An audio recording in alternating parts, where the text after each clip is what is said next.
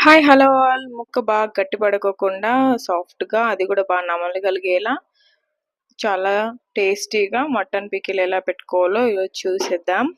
So ముందుగా half KG mutton ఇలాగా కండ మాత్రమే కొవ్వు లేకోకుండా తీసుకోవాలి. ఇందులో సాల్ట్ కొద్దిగా పసుపు రాసేసి జస్ట్ వాటర్ ఏం వేయకుండా ఒక 3 విజిల్స్ ఇచ్చేసామంటే కుక్కర్‌లో హాఫ్ బాయిల్ అయితే అయ్యి ఉంటుంది మటన్. సో మళ్ళీ ఆయిల్‌లో ఫ్రై చేస్తాం కాబట్టి సరిపోతుంది. సో చూసారా అందులో వాటర్ అనేది ఎంతుందో చూసారా మాంసం. సో చూపిస్తున్న మసాలా దినుసులన్నీ పొడి చేసి పెట్టుకోవాలి వేయించుకొని. గరం మసాలా రెడీ. సో ఇంకా అల్లం వెల్లుల్లి పేస్ట్ బాగా మెత్తగా పట్టేసుకోవాలి. సో కారం ఉప్పు తగినంత తీసుకొని చూసారు కదా.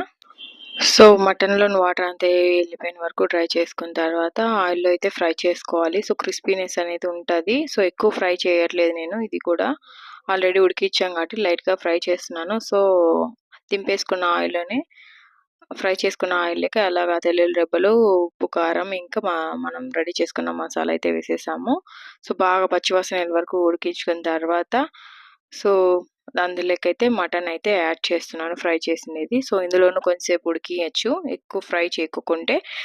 లేదంటే పసుపు ఇంకా యాడ్ చేసుకున్నామంటే ఇంకా ఫ్లేవర్ చాలా బాగుంటుంది. సో నిల్వ ఉండడానికి చాలా చాలా హెల్ప్ అవుతుంది. సో బాగా ఉడికిపోయాయి చూడండి. చూసేకి క్రిస్పీగా పెద్దగా గట్టిగా ఉన్నట్లుండే కానీ సాఫ్ట్గా అయితే వచ్చేది. చల్లారాక నిమ్మరసం పిండామంటే సో నిల్వ ఉండడానికి ఉపయోగపడుతుంది.